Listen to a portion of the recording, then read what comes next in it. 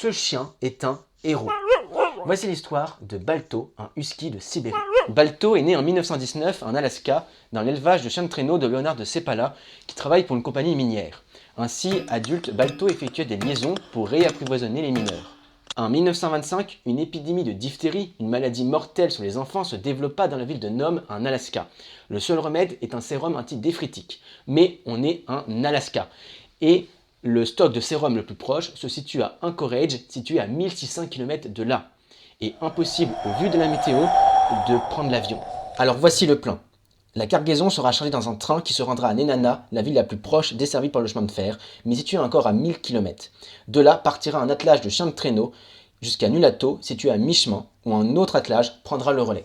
Et c'est notre cher Léonard de Seppala qui est désigné pour cette mission. Puis finalement, les autorités ne chargent plus 2 attelages, mais une vingtaine pour un bien meilleur relais.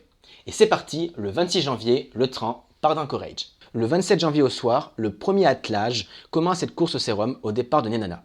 Chaque attelage effectuera entre 30 et 50 km, sauf celui de Seppala, avec Togo comme chien de tête. Il effectue 424 km du 31 janvier au 1er février. Le dernier relayeur arrive à Nome au matin du 2 février. Il s'agit de l'assistant de Seppala, Gunnar Kaysen, avec Balto comme chien de tête. C'est donc Kaysen et Balto qui reçoivent les honneurs et qui sont accueillis un héros.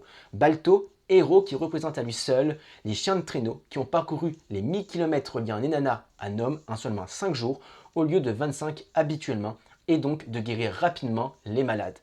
Même si Togo aurait plus de mérite puisque lui et son maître ont parcouru presque la moitié du trajet.